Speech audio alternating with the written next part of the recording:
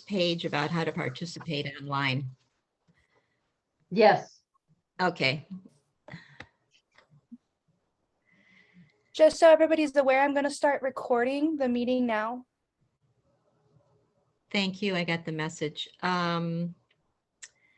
Okay, I call the City of Mountain View's Performing Arts Committee of Wednesday, November 16th, 2022 to order at 6:17 p.m.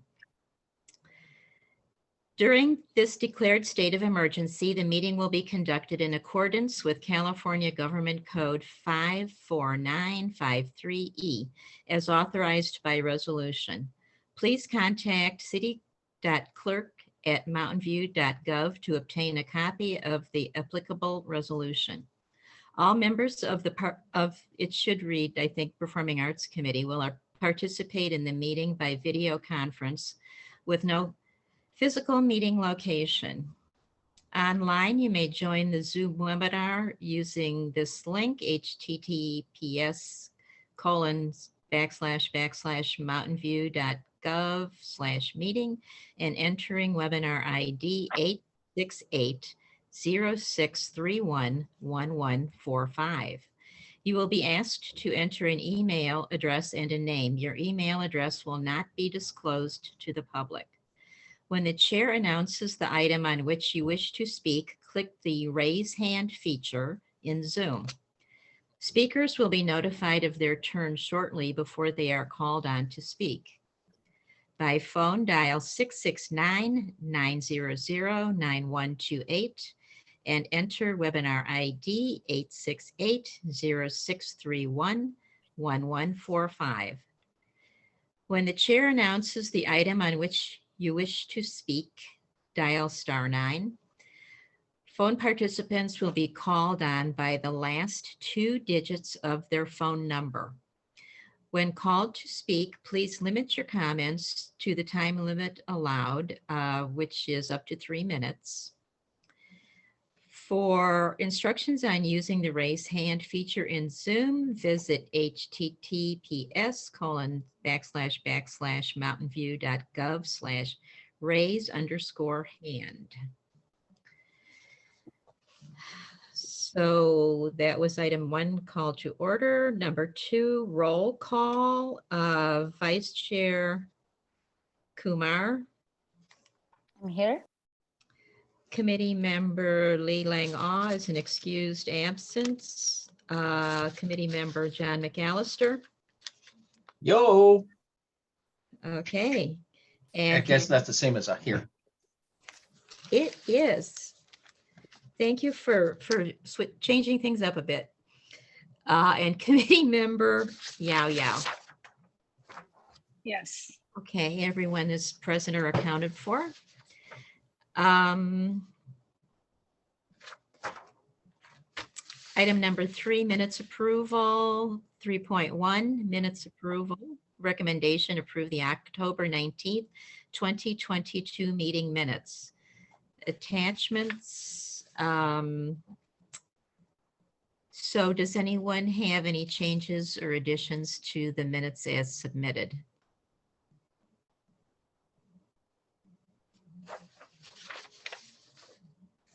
No? Well, I have a comment. I don't know if it needs to be changed. Item 7, under committee staff announcements. It says Chair Donahue wanted to thank. If you could just strike out wanted to and say Chair Donahue thanked the City of Mountain View, and that would keep the verbs in agreement with the other comments.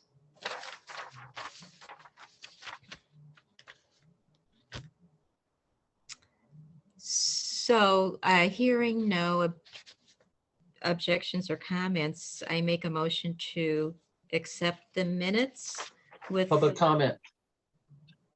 You have a comment? No, is there any public comment? You have to ask for public There comment. you go. You know. Is there any public comment on the minutes?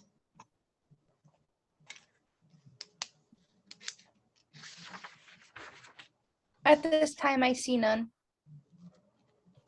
Okay. Thank you. There being no public comment, I'll make a motion to accept the minutes as submitted with the small edit that I suggested. Do I have a second? Second. Second from Member McAllister, so the minutes are accepted. And We item take a number, roll call vote before they can be approved. you know what, I'm in too much of a hurry tonight. Thank you. My apologies. Okay, can staff do a roll call vote, please, about the minutes? Chair Donahue, Yes, Vice Chair Kumar, Yes. Committee Member McAllister, Yes. Committee Member Yao, Yes. all approve. thank you. Item 4, oral communications from the public. This portion of the meeting is reserved for persons wishing to address the committee on any matter not on the agenda. Speakers are limited to 3 minutes. State law prohibits the committee from acting on non-agenda items. Do we have any comments from members of the public?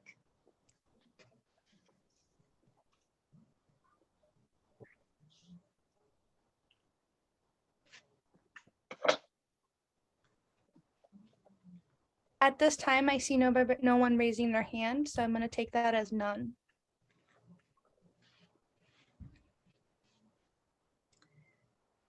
Okay, so no members of the public wish to speak, so we'll move along to item number 5, new business. 5.1, TheaterWorks Silicon Valley Annual Review. Recommendation, your staff report and TheaterWorks Silicon Valley recap of the year.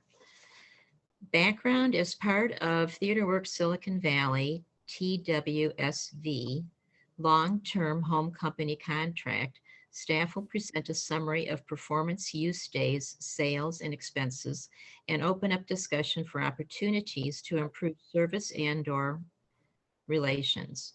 TWSV will provide a report on their financials and discuss their outreach activities for the past year.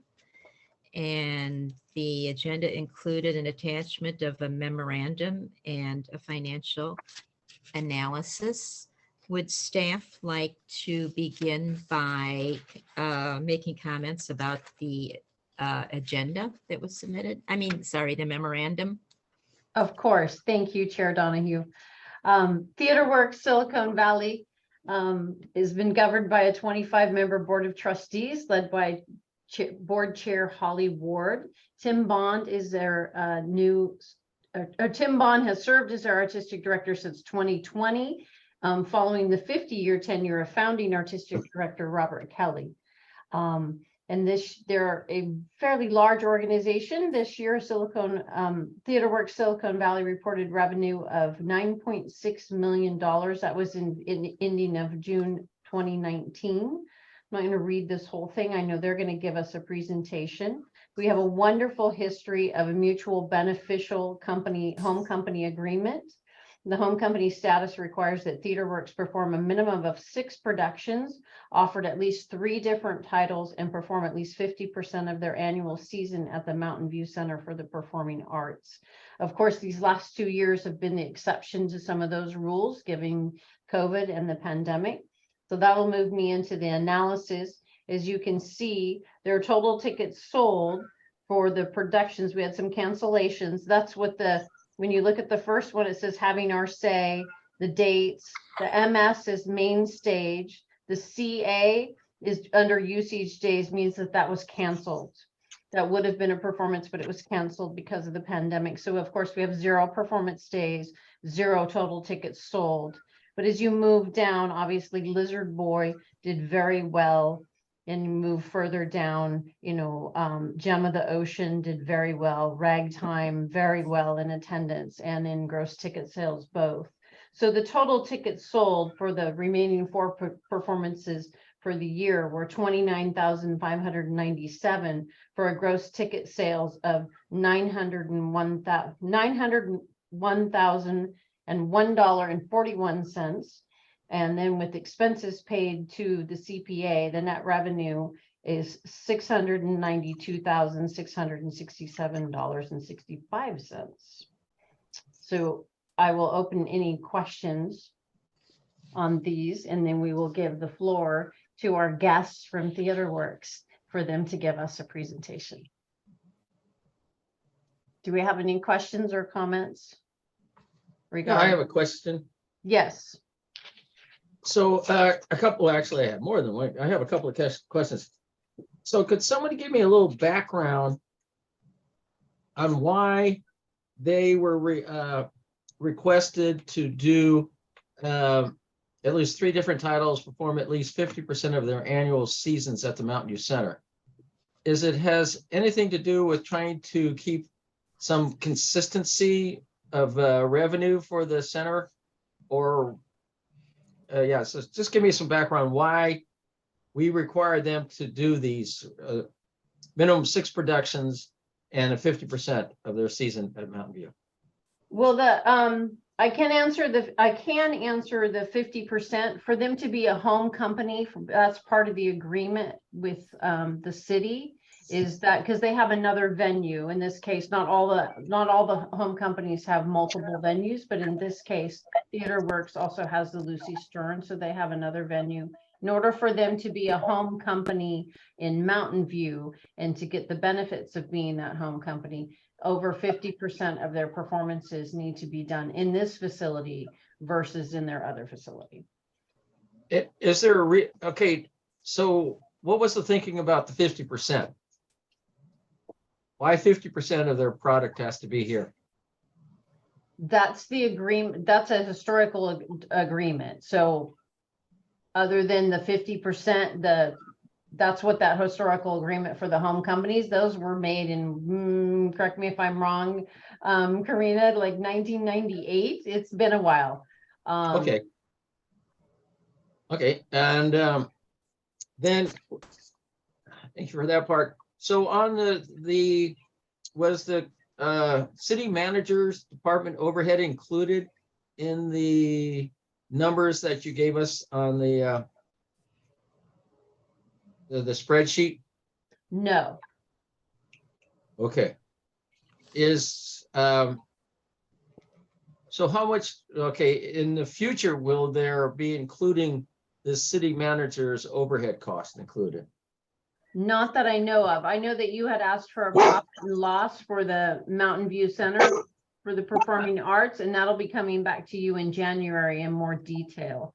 This is more specific to just TheaterWorks and what their gross ticket sales were, their total tickets sold, and then of course our relationship in, facility rents that they pay to us, box office charges, and labor and equipment, and the monies that they pay us, and then of course their net revenue. Okay, so under the usage days, you got the CA, which is canceled. Thank you. So there's 0. So that means It's a Wonderful Life that was that canceled or what? No, that was at the Lucy Stern. So that was at the LS. The LS is Lucy Stern. Oh, That's okay. their other facility. So it wasn't performed here. So we had 0 usage days and 0 performance days. They did, however, sell 4,883 tickets to their performance at Lucy Stern. Now the minus 166.84, I know that looks a little odd there. That is the bank, 2 months worth of bank fees. So basically, because they have their own ticketing program, Tessitura, there's bank fees that accumulate every month. And because there wasn't a show here, that's normally out of their fees, on facility rental and box office charges, that would be, the fees would be taken out of there. But because we ended up in minus on that month, I hope I'm explaining this right now. We ended up minus that month because we didn't sell any of those tickets to that show here. So that's the minus on the bank fees. Okay, because down here on your code of MS, and so forth, LS, it just says ticket arrangements. So, but it should mean, because you have MS as main stage. Oh, I see. And then, okay, because I was just confused by LS as ticket arrangements, and then you just said Lucy's Stern. Okay, that makes sense. Yeah, there was Um, 2 of them that were at the Lucy Stern. Yes, if they were to have an event at Lucy Stern, say that was non-ticketed, we would have no input on that revenue or that reconciliation, no claim to it because it's at a different facility, which is why there's no like non-ticketed listed. And because we account for Lucy Stern because we are able to sell tickets on behalf of TheaterWorks for their Lucy Stern productions. Mhm. It's just typically not something we do. So therefore, we sometimes will on an off occasion, like we did with Sense and Sensibility, sell a ticket. So there is a ticket revenue on our end that we need to report. So we will run a reconciliation for all of their Lucy Stern events to make sure we're accounting for any of those bank fees, but also any ticket revenue we may have taken in on behalf of Lucy Stern, where if that is the case, we will send them a check for their ticket revenue that we sold through our box office. Okay, thank you. Those are my questions. Thank you, Noel.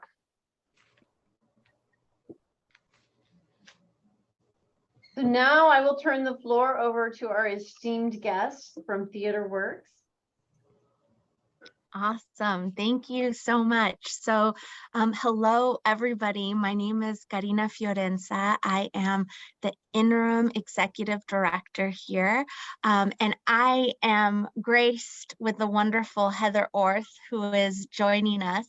She is the associate marketing director here at TheaterWorks. Thank you for the welcome, for the introduction. It has been a wild ride the last few years, and we are just so grateful for the partnership that we have with you all, and for the shows that we don't look at those canceled ones, but the shows that we were actually able to produce last year amidst the pandemic. We are poised for some very exciting things. Debbie Chin, our executive director, started this week. So you will be hearing more from her. Teresa, I know she wants to have some good times again with you. Tim Bond has been with the company for a few years now. We are talking about what our season is for the next season. We are thinking about the future. We are planning for it. We are intentional about the community that we're building, both as an organization, about the work that we have on our stage, about the financial stability and growth for the future. And as somebody who has been around the block for many, many years, I continue, well, I have been, have had my hope for the industry renewed by working with TheaterWorks. So I hope that you all feel the joy, see the smarts as you continue to connect with TheaterWorks and continue to partner with us as we navigate this messy,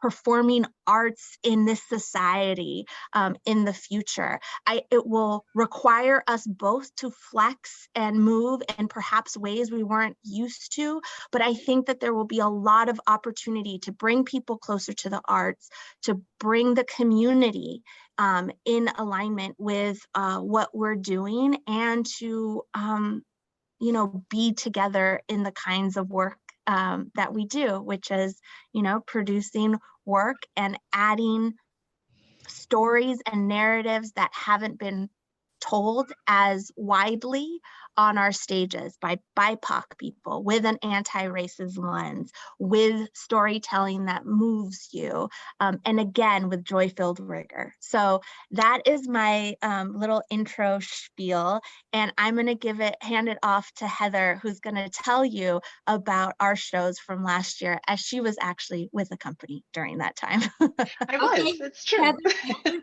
can I interject for a minute?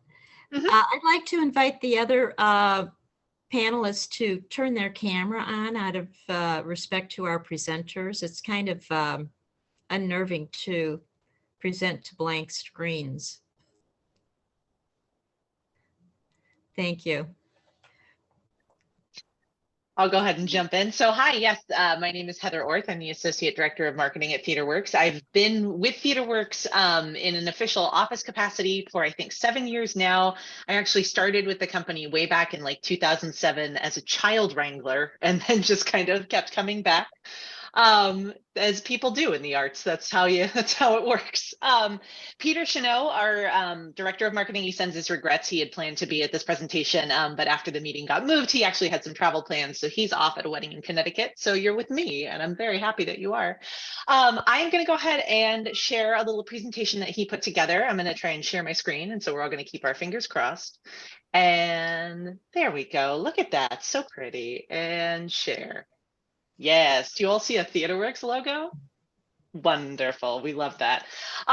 So as Karina talked about, wow, what a year it has been for TheaterWorks, for the arts in general, for everybody. But we are back. That is the main thing, is that we are back and we are very excited to be back. As we talked about, we just had Miss Debbie Chin start with TheaterWorks. Her energy is unparalleled. And I say that as someone who is constantly at a 10, she's like at a 25, and which is exactly what we need during this era to take us through. And so she's already begun working with Tim to forge new pathways forward to, as Karina said, flex, with this new world that we're all living in and find ways to tell the exciting, heartwarming, joyful, and connecting stories that you come to expect from your Tony Award-winning local theater company. So season 51, we wrapped up. We finally got to do a season after like 18 months of not doing a season. And we were so excited to come back to the Mountain View Center of the Performing Arts. We presented 4 shows. We presented Lizard Boy, Gem of the Ocean, Ragtime, and then brought back Hersheyfelder, the Old Reliable, for Chopin in Paris.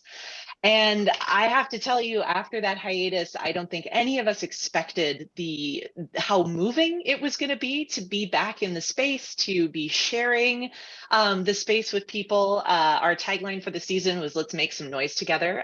It is what Tim likes to tell audiences, to invite them to engage with the art, to be part of it, to laugh, to cry, to to ooh, to ah, whatever the spirit moves them to do. And that's the ethos we wanted to take through, to celebrate the being back, to celebrate sharing space again.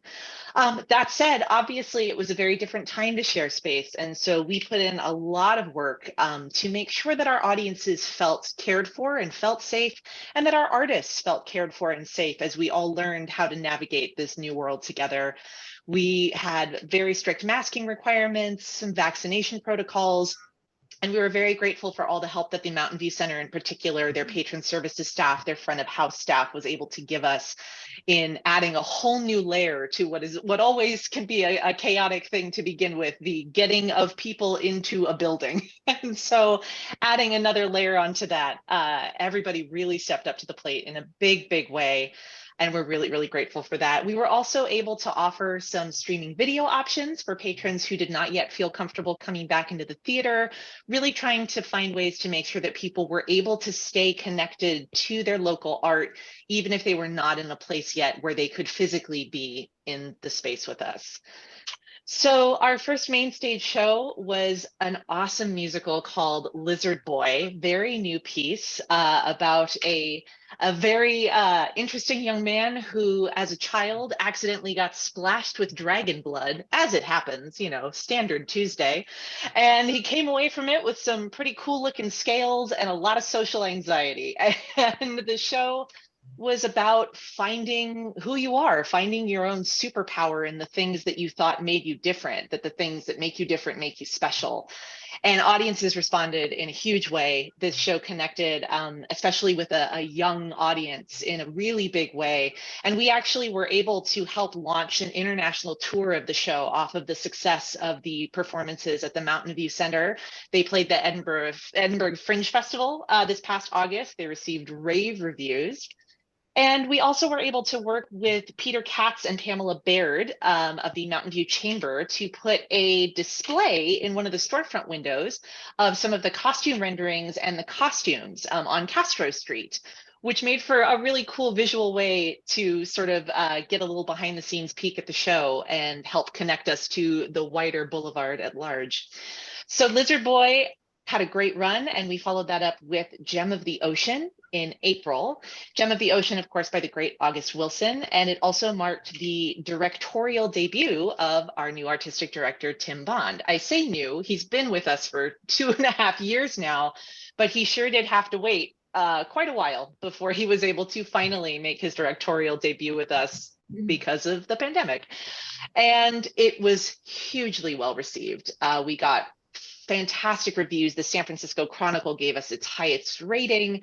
He was able to share the work of August Wilson with the greater community, which is a very meaningful relationship for him. He knew August Wilson personally, and he actually is still very good friends with August Wilson's widow, Constanza, very close with the August Wilson estate. And he delighted our audiences by sharing the story of the time that August Wilson kind of pulled him aside and went, Tim Bond, I've got something I'm working on. I want to talk to you about it. And he proceeded to tell Tim the entire story of Gem of the Ocean before he had actually written it. It was just something that was percolating in his mind at that time.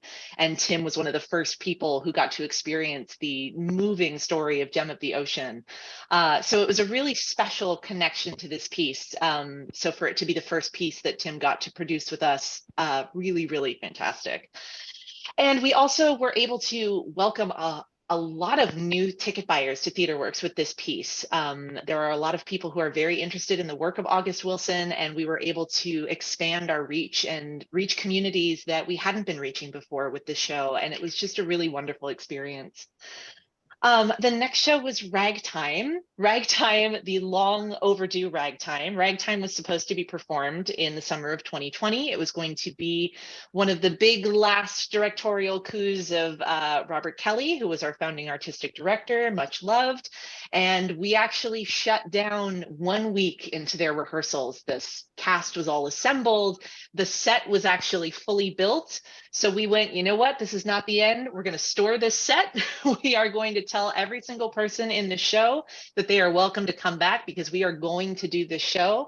And it took us a couple of years, but we finally were able to put Ragtime back on the stage, and Kelly was able to come back and direct it, which was a wonderful, fantastic experience. It was a beautiful, beautiful piece. We did a slightly more stripped down version than is normally done to really sort of focus in on the storytelling rather than spectacle, which is what that show tends to be. And people who have seen the show hundreds of times, I've heard people talking about how this allowed them to experience this material in a brand new light and really connect with the characters more, seeing it more intimately done. And it just was beautiful. Just this whole cast of characters. They played hundreds of people. It was about let's see, how many? 12 people on stage, and they played somewhere upwards of 120 characters.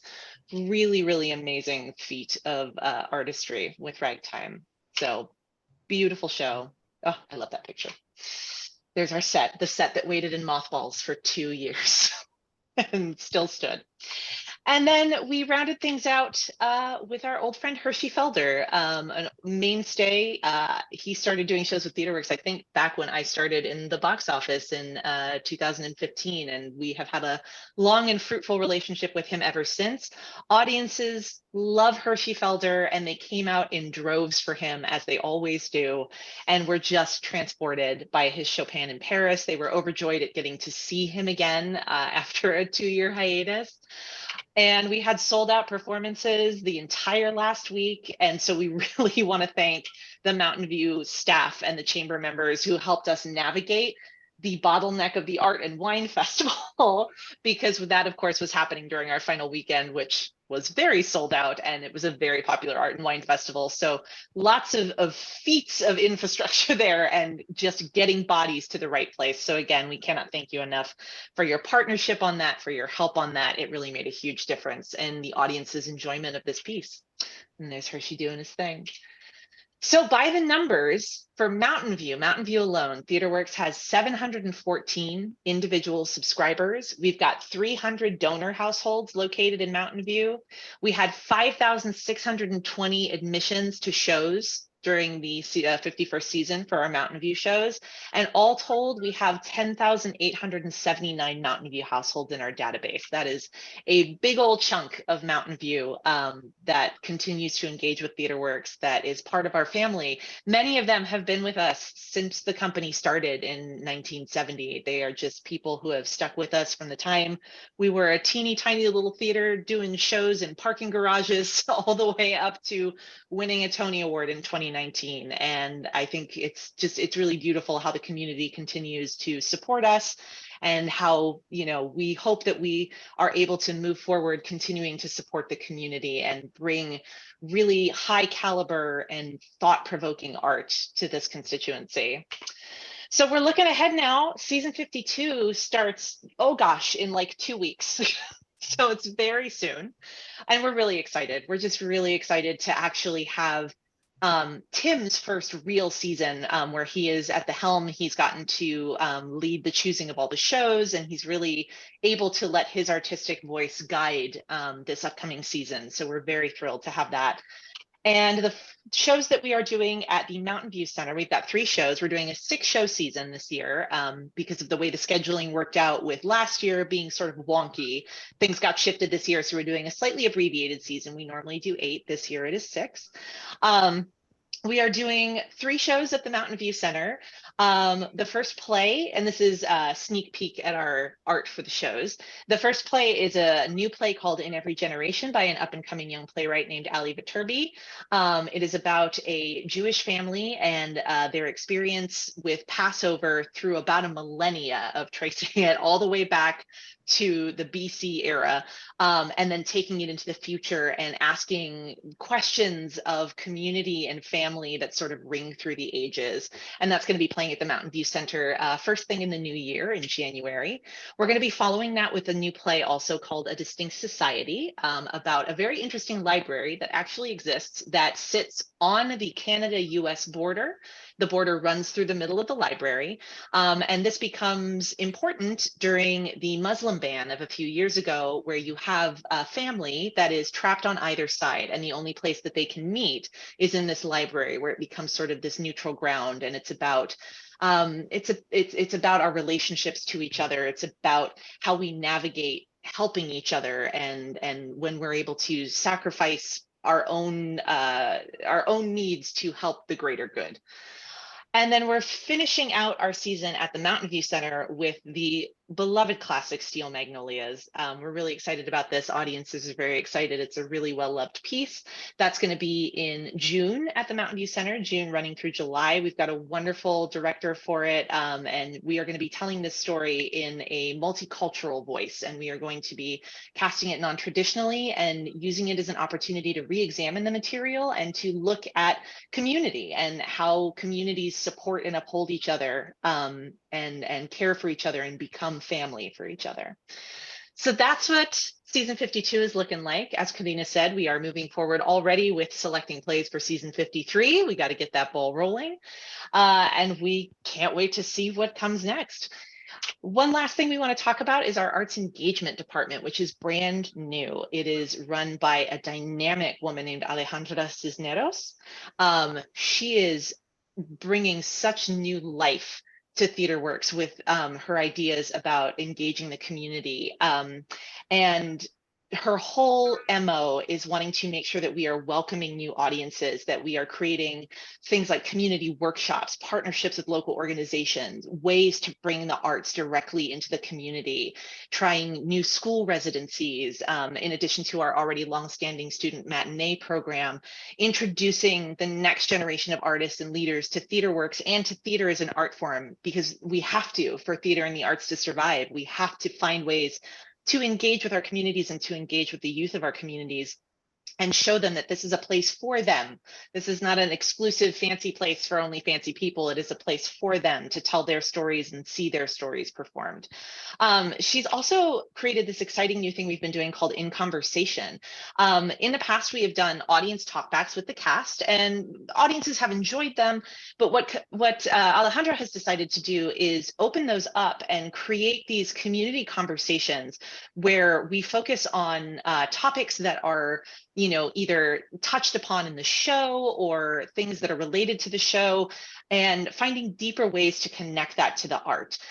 For Ragtime, for example, we talked about making space in the rehearsal room. Ragtime is a show that, features some pretty loaded concepts. It features, it features violence on BIPOC bodies. It features challenging concepts, and they're not only challenging for an audience to experience, they're challenging for artists to present to you night after night.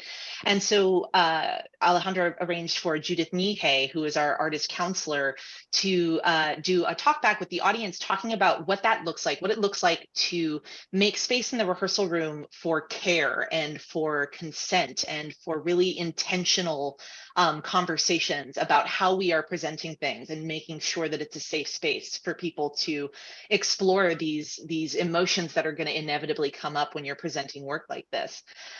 We also had a conversation with Kelly, and we did that digitally online. We had Kelly sit down with Tim Bond and sort of talk over the direction of Ragtime and the way it actually sort of is in conversation as a piece with Gem of the Ocean. They both take place around the same time period. They both touch on the BIPOC experience, but they're from very different vantage points. So the whole goal is to try and create these broader conversations around the art that doesn't just have to be having a little talk back with the cast and, hearing for the 1000th time, how do you memorize all those lines? Trying to have some more conversations during that. We had some footage from our previous conversations for Lizard Boy. We did one on nerds of color for Lizard Boy, the experience of being into fandom and nerdy things from a BIPOC perspective, LGBTQ comic book writers, just really, really cool topics that hook into the art you've just seen and deepen your understanding of it. We also have been working very hard to make sure that we are promoting as much accessibility as possible for these shows. This year, we have always offered audio description for patrons that have blind or have low vision, open captioning for deaf or hard of hearing. But this year, we're very excited to be adding American Sign Language performances to our show schedule. We have them for every show on our season this year. It's it's an art form unto itself, and we're very excited to be offering that to our patrons as another way to enter into and experience our art. So that's all I have. I'm going to stop sharing my screen, and then I'm going to kick it back over to Karina to finish up with a little bit of talk about our finances. But thank you for taking a little journey through TheaterWorks with me. Thank you so much, Heather. Thank you. All right, so like you heard from Teresa, our finances were affected this last season, obviously by COVID and the pandemic. We did receive Shuttered Venues operating grant money. We received 2 rounds of that, and we ended the year with a budget that included a surplus that we rolled into this current season to help us continue to weather the storm. So we are taking intentional strides to have financial plans that are careful and conservative.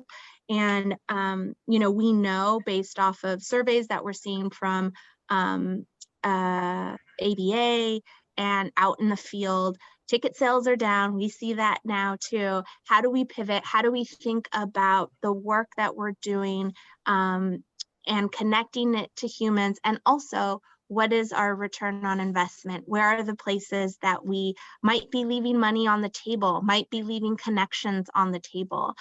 We have an incredible ED coming in who is a strategic fundraiser and operational expert. And while one person does not right the ship, having the right leadership, having the right support staff, having the right the programming that is aligned with stated values and lived out values, there's just so much potential right here. And I think you're really going to see that in the ways that you interact with a company. You're going to see some of the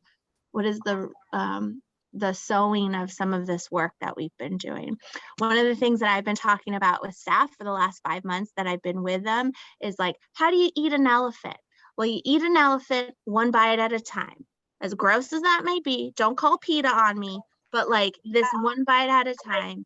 And that's what we're doing, one bite at a time, chugging away. Let continue to do this powerful, impactful work and bring these stories of matter to our community. So that's it for me. And bring these stories of matter to our community. So.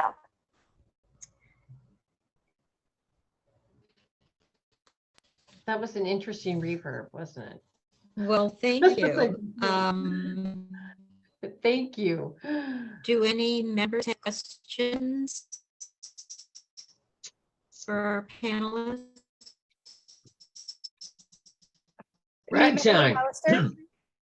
I have a question. I have a couple of questions for them. I was glad to hear about your arts engagement.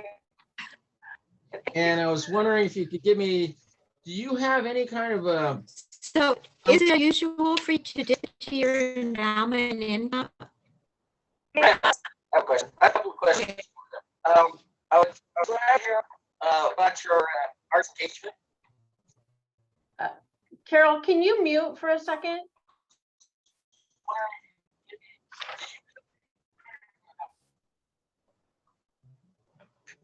Should I give it a try again? Yes, please. Oh, thank you. So I was glad to hear or excited to hear about your art engagement. Do you guys run any kind of youth camps I'm or not hearing. we're still getting feedback from our chair, I believe. She's on mute. Okay. So going back to your engagements, do you guys do youth camps or any kind of youth camps for nonprofit as a nonprofit for free, or do you charge for like do things like set design, fun things for the summer for kids to get involved with, or younger people or anybody to do writing, set design, practicing, behind the scenes work that people can enjoy. So it's like a 1 week camp or something like that. Is that what you were talking about on some of the stuff? So in the past, our education department, which was folded then into our new arts engagement program, did have some summer camp things that were going on. As we have, as the program has morphed into arts engagement, we're sort of building from the ground up. Right now, we are in the process of hiring a team to support the arts engagement department. And as that team gets hired and they start to have more capacity to sort of expand the programs, I believe the hope down the line is to start expanding into some of that educational, the educational offerings again, things like in school things, during summer activities, figuring out where that fits in the department. But because we're in an in-between space with it now, it's morphing into something new and exciting and beautiful and butterfly-y, but right now it's like in a cocoon and kind of peeking out. So, but we are getting to a place where we are likely going to have those kind of offerings again. But we have offered them in the past, on and off, I think, throughout our entire existence. There's been some component of education and summer camps and experience specifically as well. We try and nurture talent from the ground up, and most of our backstage crew and things like that are drawn from local pools, local colleges, local junior colleges, high schools. We try and grow from within the community on those. Yeah. Good, because I'd love to see some of that. Also, and my next question is, I think somebody used it, ADA, average daily attendance. I'm not sure if that's the thing, but occupancy of seats sold. Is there any way to compare it to 2019 before the pandemic came along? That, and I know we're still in that lingering effect, that sort of compared 2019 attendance with now, and what was the percentage per show of seats sold? Do you know that?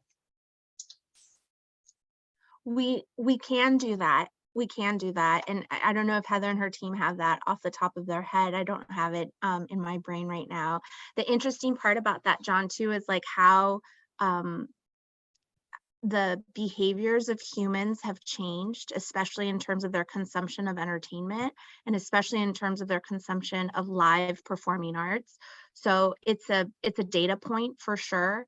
I personally need a little bit more time in industry to see how these behaviors continue to shift. We have some data and surveys nationally that indicate certain things, like again, ticket Yeah. sales have been down for performing arts entertainment. However, I know Bad Bunny sells out his concert tickets, like I know that there's, like people are waiting in line for Taylor Swift. So, I think the value proposition and the communication about that is going to be incredibly important for all theater companies and all performing arts companies in the weeks, months, years to come. Okay. If the city came to you and said, here's a wish list, what kind of improvements would you like to see done at the Mountain View Center for Performing Arts? Oh, Heather, you know the space more than I do. I would say here's something that I'll start with is like, if wishes were fishes, if wishes Okay. were fishes, I like, I know our team is working with Teresa, with your team, and I know we have dates coming up, blah, blah, blah. I would love to kind of know what kind of flexibility do we have in a schedule?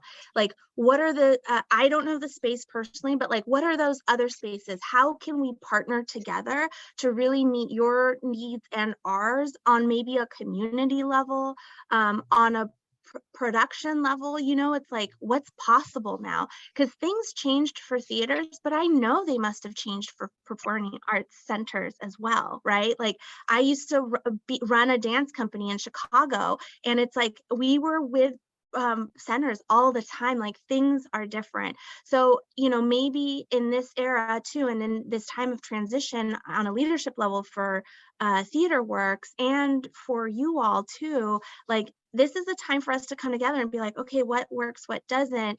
And Teresa, I think you and Debbie would be so simpatico in that, and like collaborate so well in that. And like John, you said, why is this a thing where it's 50% of our season is tied to a home company thing? That is probably, as that's probably a shackle to the company in some regards, but in this new era. And and also we could probably come to you and say, could we do 8 shows there? Like, I have no idea what the future will hold, but what are those opportunities, and how can we keep in communication about that, and knowing we have hard deadlines, I know, but where can we move in that?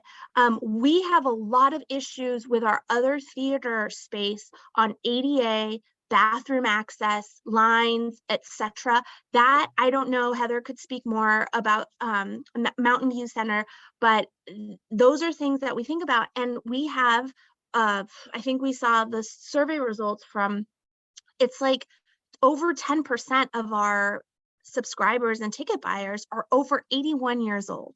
Like, to me, it was like between 10 and 20%. That's a lot. Like, that is a lot.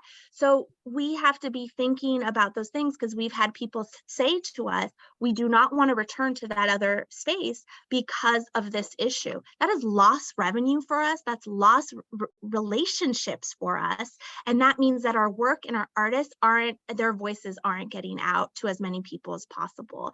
In addition, I think we are talking about what it means to a term from the past, radical hospitality.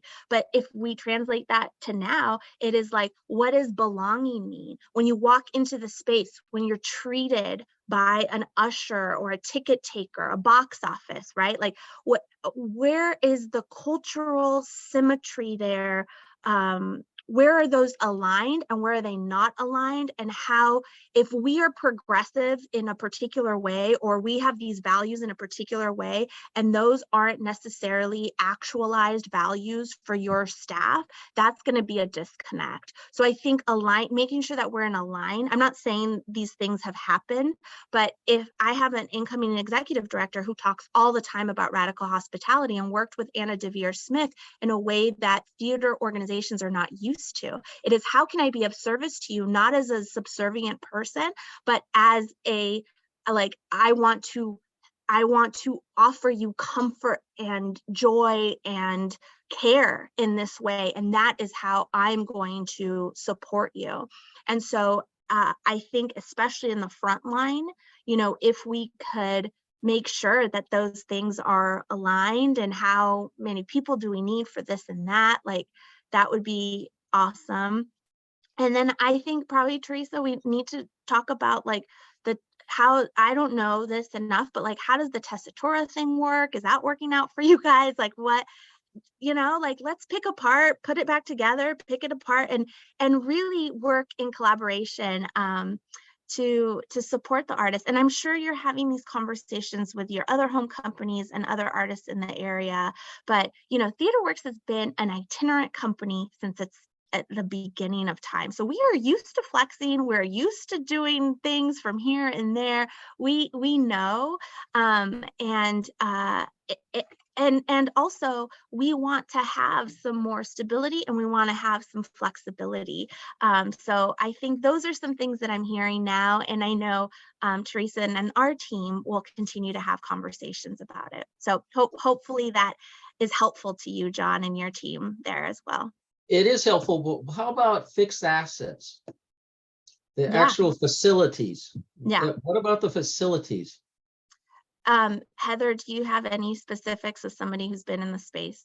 I mean, frankly, because I also have to deal with the Lucy Stern Center, which is just lengths behind in terms of accessibility and facilities. I'm always like, Mountain View is great. You know, if you ask our patrons, they would love it if we built them a theater that was nothing but aisle seats and bathrooms, just one after the other. That was all they want, is aisle seats and bathrooms. So if somebody can figure out how to build an aisle seats only theater, we will all be cajillionaires. But generally speaking, the thing we hear most is just wanting more bathroom facilities, just on a basic functional level. Everybody always wants more bathroom facilities. They want more women's bathrooms specifically. They want, one thing that's been coming up that I think we need to think about is people are asking for gender neutral bathroom facilities. So just those facilities in general. Unfortunately, I can't speak to how things work backstage in terms of what they might need. All I know is it seems like things are going well there, better than at Lucy Stern. But So we can definitely get feedback if there's yeah, specific, for sure. we can gather. That's the thing. I would like to, if you have an opportunity to get back to Teresa about, production stuff. You said you didn't see it, but Absolutely. For sure. anything that we can enhance the experience, Yeah. I always had kids that were in school plays and they would spend all this time rehearsing, and yet you couldn't hear them. And you could be 20 feet away from them and you couldn't hear them, and you're going, Mhm. this is bad. Okay. So that's, I always, yeah. And then I have one other question for Teresa, possibly, and staff. In your spreadsheet, can we add a line or put some kind of a notation under facility rental, box office charges, et cetera, that would show either the subsidy or discount, depending on how the word is, so that we actually see, here's the net coming in here, but what was actual, the true cost, and what was subsidized or discounted? Okay, we can do that. Okay. Those are my questions, and it sounds like one hell of an exciting season. Just to give you guys a little background, I had the original subscription to the Best of Broadway, so I'm used to going up to the city, whatever. So I love musicals. Doesn't mean I don't like plays, but I love musicals, and I'm a big supporter. So thank you. Awesome. Thank you so much, John. Appreciate that. And I look forward to continuing these conversations. Yes, great, Teresa. Great, great, great. All right. Well, thank you all so very much, and we hope to see you at our new season. Should we look for public comment? Is there anyone that has a comment, Noelle? At this time, I do not see any attendees with any raised hands. If any members of the public do wish to make a comment, please raise your hand so I can provide you permission to speak. Going once, going twice. I think we've are good to move on. Thank you.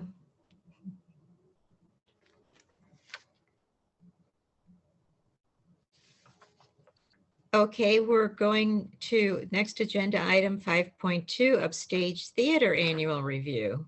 Recommendation here, staff report and Upstage Theater's recap of the year. Background, as part of Upstage Theater's long-term second stage home company contract, staff will present a summary of performance, use days, sales, and expenses, and open up discussion for opportunities to improve service and/or relations. Upstage Theater will provide a report on their financials and discuss their outreach activities for the past year. And we have another attached memorandum and financial analysis relating to Upstage. So Teresa, would you like to give a presentation of your memorandum? Thank you, Chair Donahue. Yes, Upstage Theater is a Bay Area theater. I wish I'd had this when I was a teenager. It's solely run by teenage theater artists, a front stage, backstage, they do it all. And then, of course, they've been affected by the pandemic also because they were off for a year and a half and did virtual productions. But they're anxious to get back on the stage. I got to meet some of the students actually backstage when I was sneaking out one night and they were loading things in. So I had a little chat with them. So, but again, this last year, they got to do 3 shows and they're in second stage only. They're not on the main stage. So second stage only shows. And we had Trap, Falsettos, Little Shop of Horrors, another favorite. Total tickets sold 845 tickets for total gross revenue $15,695. And then the net revenue expense after expenses were paid, the net revenue to Upstage Theater was $2,654. And I will turn the floor over to our guests so that they can tell you a little bit more about their great program. Sure. So thank you very much. My name is Bonnie Fote, and I am the producer basically for Upstage Theater. Upstage has been around for about 8 years. And as you heard, it's a teen-run theater company, and it's led by an artistic director who is also a teen, who is selected each year by the previous artistic director and the board.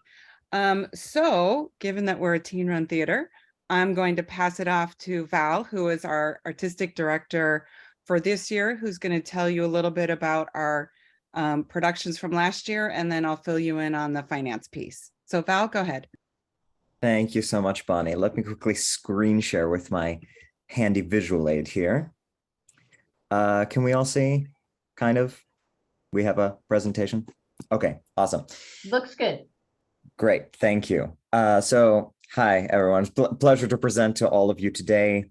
So thank you, Teresa, for that introduction. So yes, Upstage Theater, we've been here since 2015. We're a completely teen-run theater company, and we provide opportunities to teens of all backgrounds from all across the Bay Area to participate in every aspect of theater that you could imagine, allowing them to hone their skills in both acting and production work. Being all teens, that means our board is also made up of alumni, and all our actors, creative staff, and crew are middle school to high school age. And geographically, we have teens ranging from San Francisco to San Jose and everything in between. So a really wide range.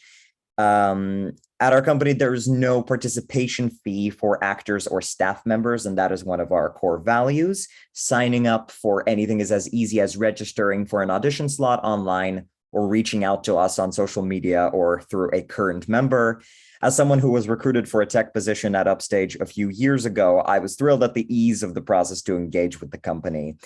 We are dedicated to producing titles that teen would likely be unable to participate in normal community theater. We are also often focused on material written for or about teens, which schools or community theaters would often shy away from. Last season, we had 3 shows per season.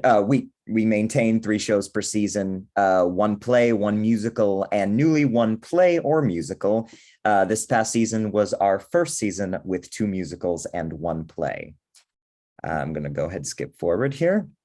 So this past season, we had our first full season back after COVID-19. And our shows needed to be versatile in both casting requirements and style of material. So our season featured Trap, a thriller with 60 characters portrayed by a cast of 10. It was a powerful season opener that helped showcase the power of live theater in an innovative way. And how's this? We even had a fake ending. If that's not a way to return to live theater, I don't know what is. We are always eager to give you more.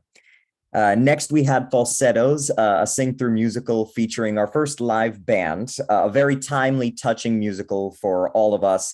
And we had our audiences in laughter and in tears. And believe me, in second stage, you can tell, you can hear it. And it was a story that we all needed to hear at the time. And we had a well-known classic to close the season with Little Shop of Horrors, which went big on all accounts with sets, puppets, costumes, all set on the background of Ashman and Menken's score, which I'm sure you'll agree is one of the most iconic in the musical theater canon. A little bit about our next season. We are continuing our 2 musical 1-play format. And we are even opening a new outreach program with free workshops in technical theater held right in second stage. We've had a lighting design workshop this season, and it had a great turnout and inspired the next generation of upstage lighting designers. We already started strong with Lilacs in the Rain in October, an American slice of life piece from the 1950s. And coming up in March, we have Sondheim's masterpiece Follies, and closing off with Jonathan Larson's autobiographical rock musical Tick, Tick, Boom. After COVID, we are thrilled to maintain engagement with actors and audience members from a wide geographical range in the Bay Area, and we are thankful to the Mountain View Center for allowing us to represent the local teens in the theatrical community and providing a safe space for teens to take part in theater, which includes upholding strict masking requirements at performances and throughout the rehearsal process. So that was our last season, hitting the ground running, fueled by a strong hunger to return to the stage. And we are always expanding and can't wait to continue upholding Upstage's mission and providing audiences with inimitable theatrical experiences at second stage. So back to you, Bonnie. Great, thanks. So just to give you a little bit of perspective on our financials. We do all of our productions at MVCPA in second stage. We get about 2/3 of our revenue from ticket sales and about 1/3 through donations. As Val mentioned, we do not have participation fees for anyone to participate because we feel this is an opportunity that should be available to everyone regardless of their ability to pay. So we do rely on donations and, we do get revenue from ticket sales as well. In addition, we have, in terms of expenses, our largest expense is to MVCPA. After that, it's rights. We don't have any paid employees. We have no overhead. We don't have a facility that we have to maintain. And the nice thing about that during COVID is that, unlike other theaters that had fixed cost overhead, that wasn't an issue for us. And so that left us in a fairly good financial situation. Last year, we had a surplus of $2,700, which normally we wouldn't have. The reason why we ended up with a surplus, we usually try to run break even. We want to reinvest everything that we make back into our productions and back into the kids. We're not trying to build any kind of endowment here. But we did get a refund of rights from shows that we canceled during COVID. And so we kind of have an unexpected surplus from last year, which is nice. And that brings our net assets to about $16,000 at the end of the year, which is our high cash point in the year, because that's the end of our season. And so we have a nice cushion, and it helped us weather the way through COVID, and also enabled us to take some risk as we came back into the theater. We did come back before this season. We did a show called The Wonderettes, Marvelous Wonderettes, in June of 2021. And, that was kind of risky. It was in between the two peaks of COVID, but people were excited to come out and see shows, not at the levels we saw, obviously, pre-COVID or that we're seeing now. But it was great for kids to be back in the theater, and I think audiences felt that way as well. And so we were able to take a risk like that. And last season, as Val said, we did our first live band in the show. So that was nice to be able to have that addition to the season as well. So that's a little overview of kind of our financial situation, and I think we can open it up for questions if people have them.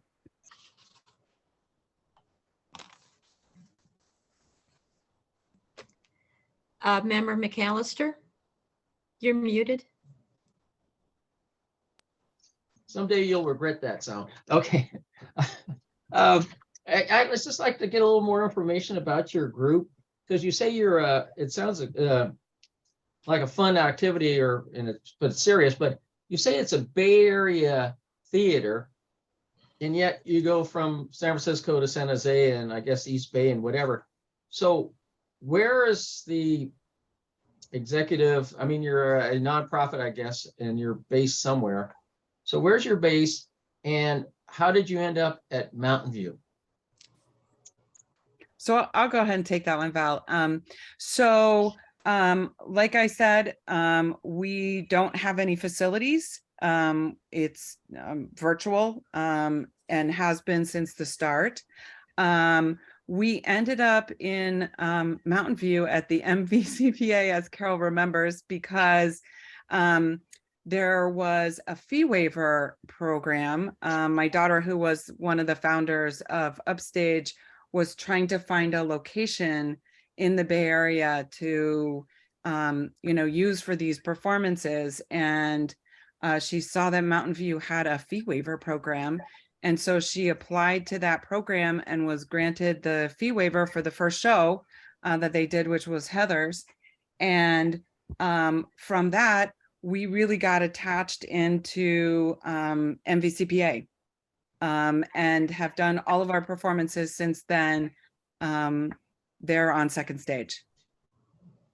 Okay, so, but where is there a there's an office space where you store your gear? I mean, your costumes or anything? You know that? Nope, there's my garage, but yeah, we don't have any office space. We don't have any employees. We don't have a physical presence other than what we have at MVCPA. Okay. If I may add, our rehearsals move based on the shows. It's what's more convenient for the actors, because some shows you'll have like actors concentrated in Palo Alto, and some shows you'll have them from all over the place. And so a lot of the times we'll end up rehearsing in people's backyards, in people's houses. Sometimes we're lucky enough to get rooms in people's schools. So even the rehearsal spaces, which, are genuine spaces, they do move around a lot. Yeah, and we often use park and rec spaces, either for a long time, we always rehearsed in San Bruno at their park and rec space. And then also Redwood City, we've used those for our auditions. And so we're flexible. So in a sense, you started up more in the northern part of the county, San Mateo County. Okay. Yeah. Okay. I would say because most of the cast and crew at that time was coming from farther north, I would say we were more centered geographically in San Mateo, and over time really have come more centered into the Mountain View area, which does make sense since that's where our performance space is located.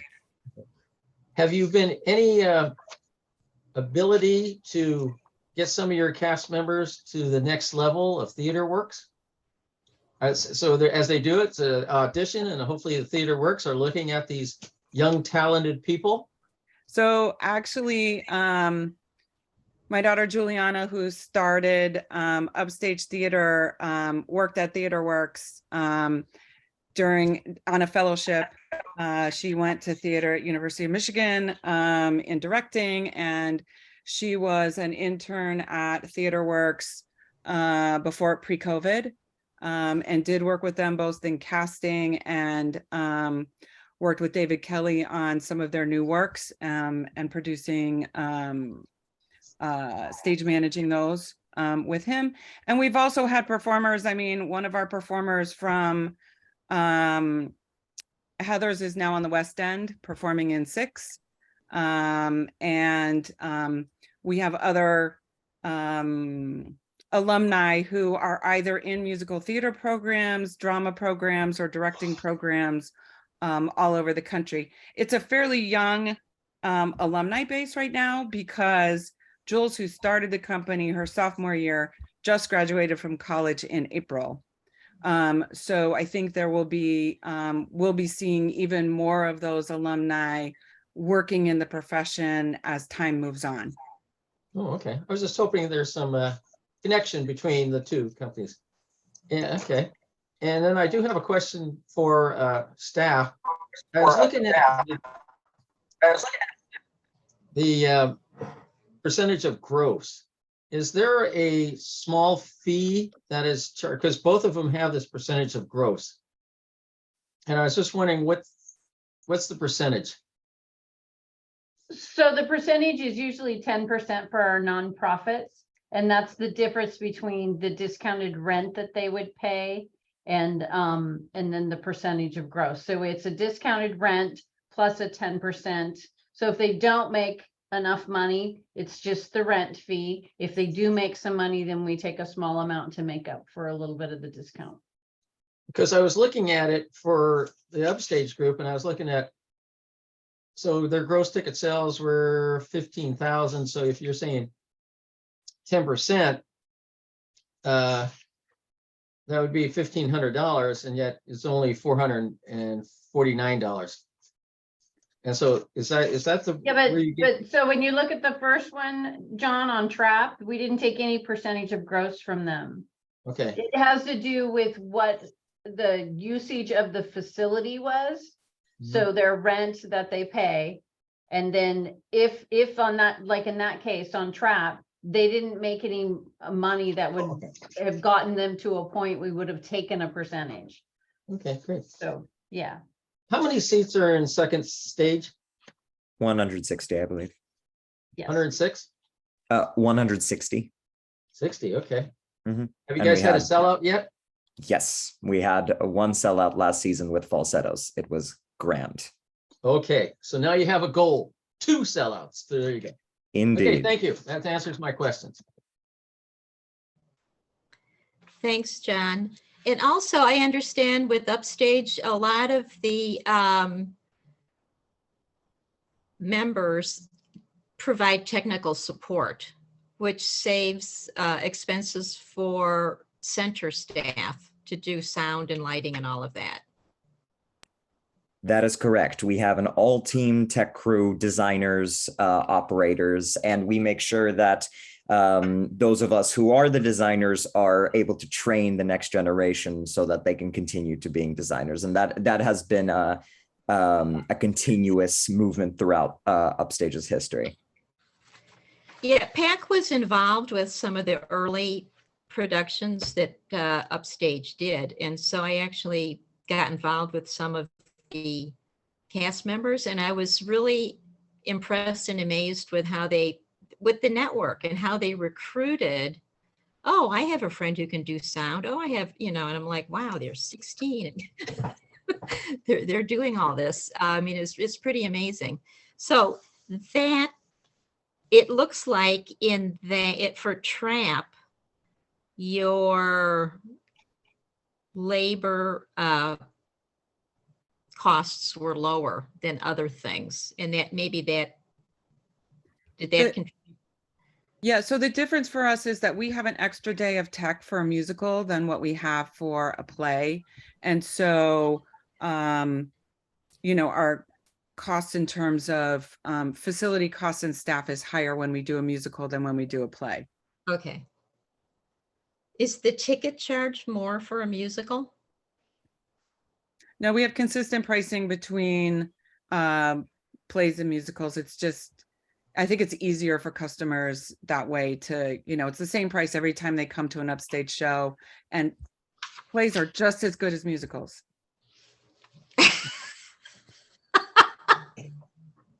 I'm with you, Bonnie. Uh, Do any other members have questions? I do have a No. follow-up. Okay, Member McAllister? Yeah, I should ask you the same questions that I asked the TheaterWorks. One, what, if you had a wish list, what would you ask for from us for facilities over at the second stage? Well, you're asking the right person because I am the one dealing with the lights currently in second stage. So I shall start with that. There is I am a big fan of the second stage lighting grid. I think it is a great design, and I enjoy working with it. Some of those fixtures that are some of the instruments in the plot are not all up to date, and they have sat there for a while, and they have had time to, get a little tired. And so a lot of my time is spent fixing or restoring those fixtures, and rather than arriving at the center and having that complete. And so even with the last few weeks that I was in second stage, it would be every single night I'm going to the facility manager with new notes about instruments, which, I'm happy to deal with those notes. I know it can be difficult, especially when there's a short tech time for a show, even one night like we've had for a program at a different theater. So lighting is a big thing. Backstage, second stage always struggles with dressing rooms, bathrooms, and water. And I know the PAC is aware of this issue, and that there is a redesign of second stage in the works. And I'm here to say I support that because all of those features with to make, amenities, facilities more accessible to the second stage backstage would be great. Because a lot of our shows end up being very fast paced. We've got actors either in the wings or on stage practically the entire show. And there's just really no time. Some of these shows don't have intermission. There's no time to get back to your dressing room. So we stuff everything into the back hallway. And as you know, the back hallway is not very spacious, and we've got our props tables in there, and it gets crowded. So as much space as we can get, and if we can move things a little closer, that would be much appreciated. Additionally, it eliminates or at least restricts crossover. When there's two shows, I know we've crossed over many times with TheaterWorks and Peninsula Youth Theater and a few other companies. And we always want to respect each other's boundaries and be as careful as possible. But it's difficult to limit crossover when we do have a shared hallway in which our bathrooms are, in which our water is. I know that became an issue with a few of our shows last year. So as far as facilities goes, that would be my wish list.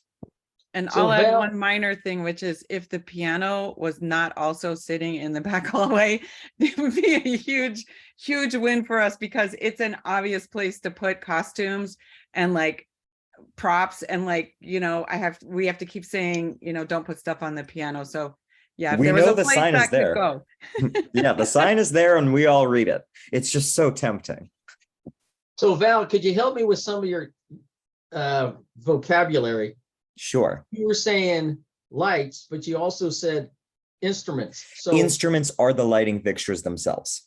that's the tech. Okay, because I'm Yep. thinking of musical instruments. My apologies. Yes. No. Instruments, This yeah. is an education. You're gonna need to educate me. I just sit and enjoy. I never go into the thing, but when you do that, that's why I always like to understand that. Okay, why is he dealing with instruments? And then he's got the lights over here. So okay. Sure. Yes.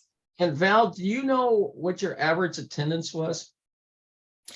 Average attendance. I did not calculate that, but I think Bonnie has that. But Yeah, that and has that. it does depend on, I will say that musicals are traditionally more popular than plays are. With plays, we would normally we would normally run between 70 and 90 per performance.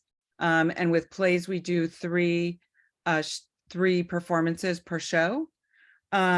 With musicals, we usually do 4 performances in a weekend, and we would average probably over 100 to 110, 120, depending on the show. For falsettos, we only, because we were putting that into the slot of a play, we did only do 3 performances for that. So you can see the average for that was over 120 per show. So Bonnie, do you know your demographics? Yeah, Age and where people, age-wise, and where people come from? Yeah, I would say we draw primarily from cast and crew, friends and family. So we, when TheaterWorks said that they had like 10 or 20% of their subscriber base that was over 80, we probably have, we draw a huge percentage of our crowd is high school students and middle school students who are coming to see their friends in a show, or family members of people who are coming to, you know, see friends and family in shows. I would say our demographic is probably, our average age, given that, is certainly under 50. So I would guess that we're more, it's a barbell, right? Because it's the high school, middle school students, and then it's like the parent, grandparent cohort. So that's how I would describe it. We do also get people who are coming to see a specific show. So for falsettos, there were, and Radium Girls is a great example. We did a play just before COVID that was about the use of radium in clock dials and women who worked in those factories. We had someone come to that show whose aunt had worked in those factories and had died as a result of cancer that she received from that. They came to the performance simply because, you know, they wanted to see Radium Girls. So we do draw generally from the population as well, but I would say pre-COVID, that was probably 15 to 20% of our audience.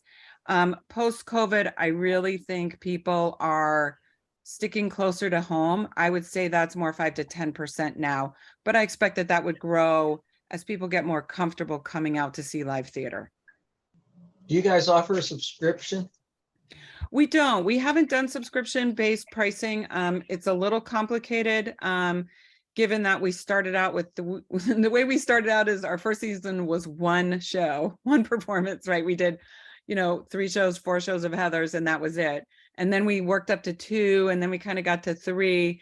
So we've never really done a subscription-based product because people tend to come to our shows either to see that specific show or a performer or cast member in that show. And one last question for Val.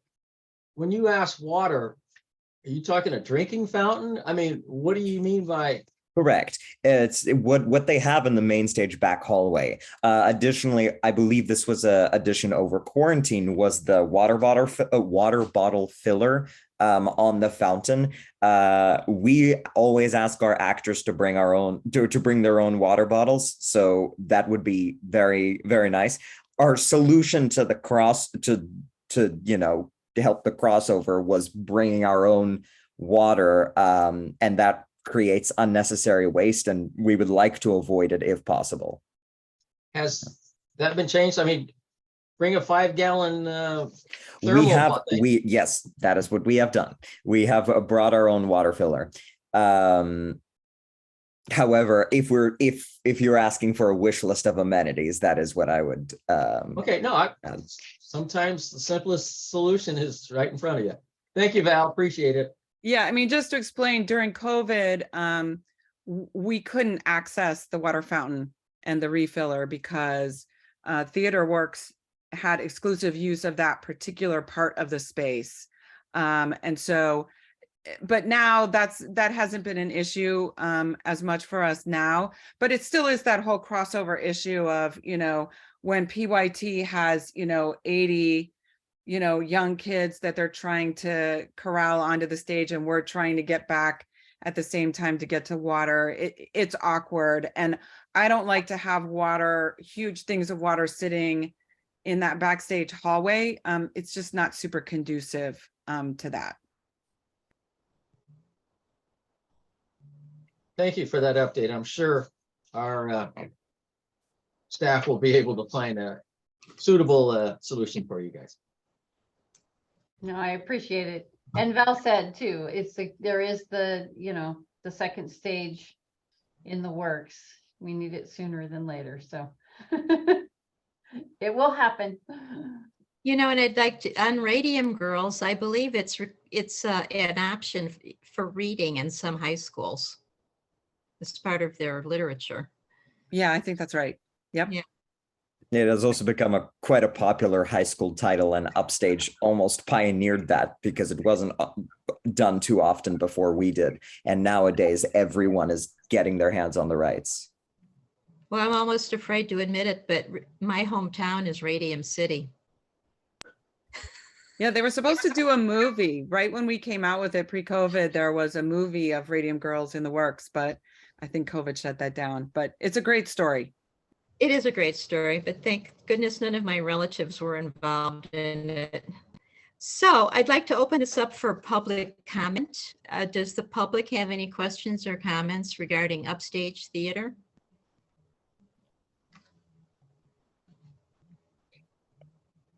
If anybody wants to raise their hand, and I can give you the permission to speak.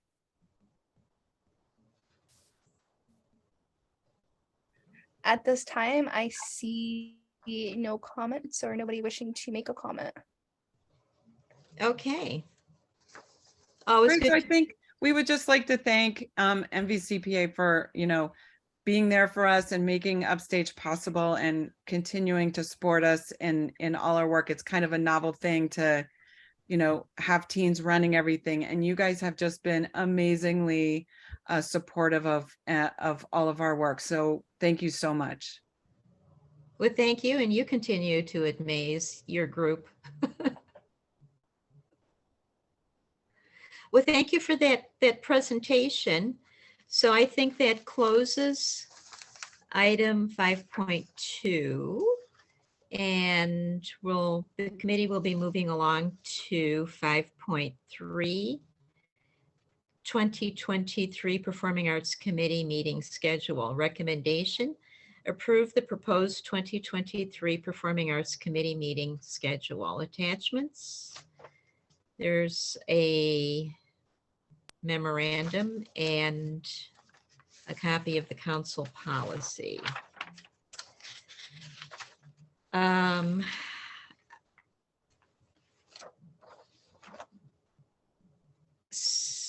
So should staff read the memorandum, or should we just refer to it?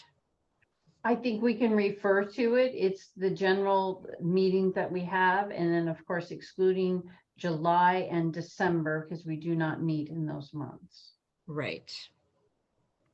Hey, I was looking at October 20th, and if my calendar is correct, isn't the October 20th a Friday?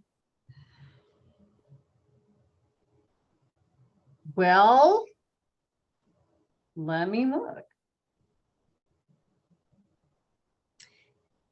My gosh and goodness, it is. So it should be the 18th. We don't want to move to Friday?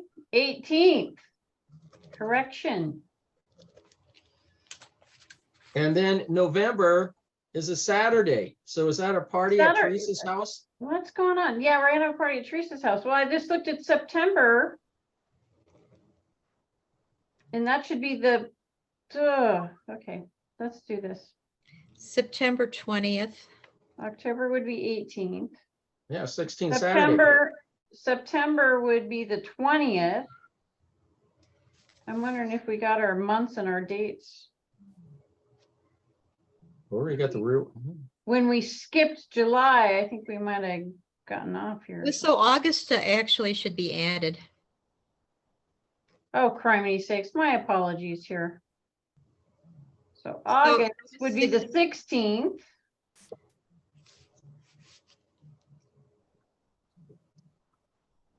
Okay, well, I Making guess sure we could send out a revised one.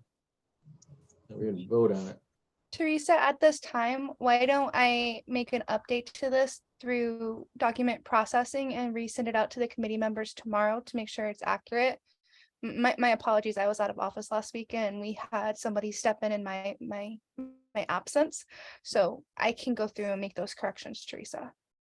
I would appreciate that, Noel. Yeah, I took out July and August. But we Whoops, don't meet in July. I know, but regardless. you do meet in August. Okay, well, we can always work on a date there. And then Saturday, the meeting's at my house, according to committee member McAllister. Are you offering? Holiday season. Okay, so do we want to not approve this and send this out? Yeah. Then we'll approve it again in January. Is that better?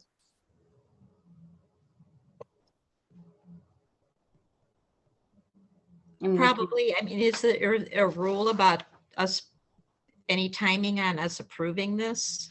Does it have to be approved before the end of the year? Technically, you guys have already approved the meeting dates with your work plan because they're listed at the bottom of that work plan when we approved it at the beginning of when we came back and had a full committee. Well- January 18th, 2023, that is a correct date. So as long as everybody has that one marked on the calendar, we can bring this item back in January and have you approve it at that time for the rest of the year. Sorry to interrupt, Noel. What we can do, because this is what we really do, is we can approve a meeting at 6:15 PM on the third Wednesday of the month, with exception of July and December. And then you can correct this and send this out to everybody. Because that's what those dates are supposed to reflect. Is the third Wednesday of the month at 6:15.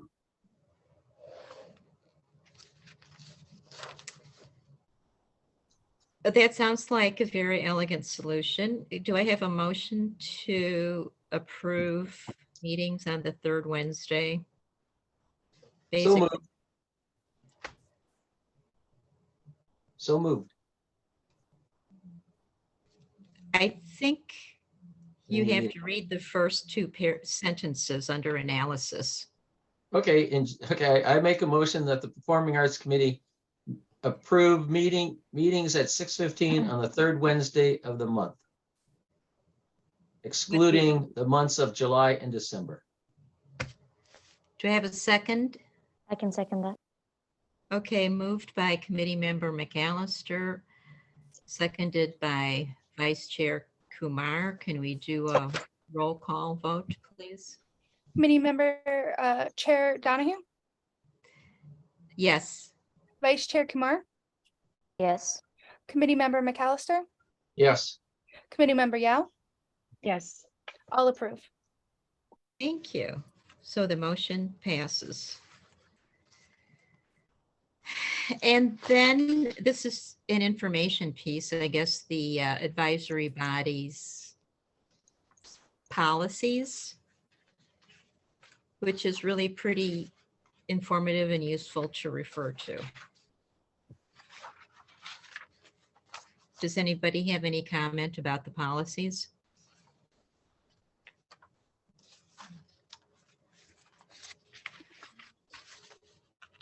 No, they're pretty straightforward.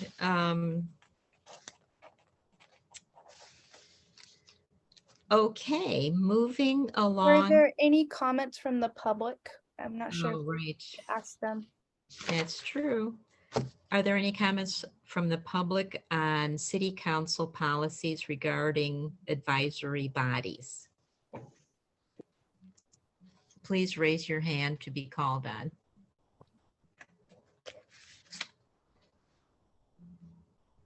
I see nobody raising their hand. Okay, no comments being offered. We will move along to item 6. Committee staff announcements, updates, requests, and committee reports. No action will be taken on questions raised by the committee at this time. Are there any staff announcements? I have a couple. First, I would like to thank you, Chair Donahue, for your service to the committee. It's much appreciated. I know this has been brief in my time with you, but you've served the committee for years up to this point.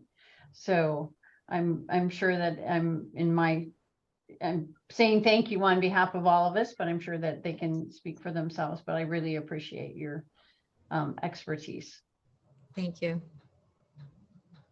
And then along those lines, November 21st, I encourage everyone at 5:30 p.m. They're having PAC interviews for the 2 slots that will be open, and we actually have 6 candidates. So the council will be interviewing those 6 folks. So I plan on being in the room to listen At what time? at 5:30, and it'll be Zoom, so you can go online and listen. And Well, that's all I have. I'd just like to say that, I've enjoyed my 8 years on PAC, and I joined soon after moving to Mountain View, and it was a great introduction to the city and to, workings at the Performing Arts Center. I've met a lot of people. I've had a lot of great experiences. And I spent part of this year talking to people about how, great it is to serve on PAC, and got a few to sign on. So I'm confident moving forward, things will go well.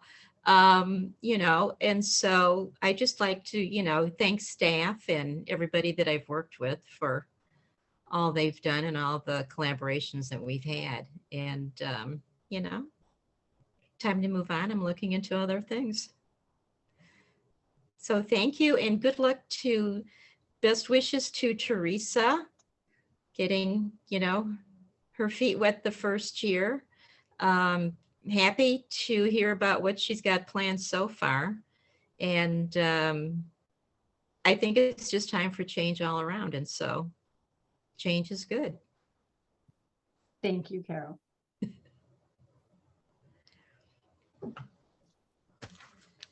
Hey, can I chime in a little bit? Sure. I also want to thank Carol. It was her passion, her dedication that swayed me into joining this illustrious body. And I'm serious, it was, because, I could have said, hey, I know, but she was persistent, pays off. And that's got me here, and I enjoyed working with her for the short time, and I know she will be an readily available asset at any time we give her a call. And I hope she will be available to us to give her the institutional knowledge that she's developed over the last 8 years, because Teresa's new, I'm new, Yo-Yo's new. Justin, now you're around there all the time. Mashar, he's too busy with the rest of the big city, but you will be a valuable asset, definitely. And I hope you'll be available to take my call and not look at it strange. But thank you for what you did and have done, and given us a sort of a ship that we can, got us in the right direction.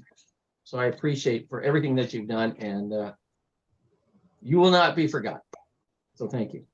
Thank you. That's the part I left out.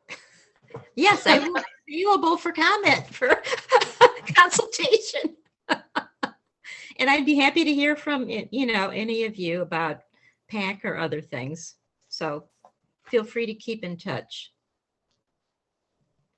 Yeah, I would like to add the same, along the same lines, that although our period working together was really short, because of the quorum, and although I've spent a year, we technically didn't meet the whole year. And it was kind of weird, kind of interesting, but you'll be dearly missed. And I look forward to having more guidance on off times, when we chat up, not in the committee, but as friends. But it was lovely, lovely sharing the short time with you. And thank you for your services. Well, thank you. And I'm looking forward to seeing what you do with this in the future. Thank you for joining PAC. My pleasure. I think we're still on a subcommittee, you know, so we can. talk- Yes, we are. Yeah, we are.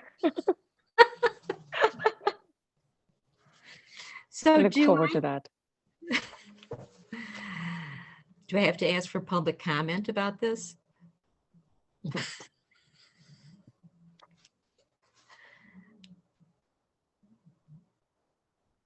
Well, is there any public, well, you know what, and I should reach out, I'd like to thank Justin and Noel for the support, you know, that's been going on over the past years and everything, and, you know, they're in the trenches and they're right there. And, you know, have helped and advised me quite a bit over time, so thank you, guys. And is there any, oh, sorry, Noel? Nope, there's no public comment at this time. So nobody has raised their hand to speak. And, What a shock. but we have members of the public tonight. That is, we are making progress. Well, I bet they're all the applicants. Oh, Well, okie dokie. That leads us to item number 7, which is adjournment. And there's a notice to the public, which I believe I'm required to read.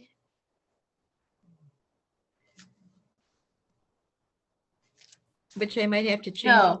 no, not that. Okay, Just thank the you. beginning. We don't want to hear my droning at the end. So I adjourn the November 16th, 2022 meeting of the Performing Arts Committee at 7:58 PM. Thank you. Everybody have a great holiday. Play Thanks. safe. Happy Be nice. holidays.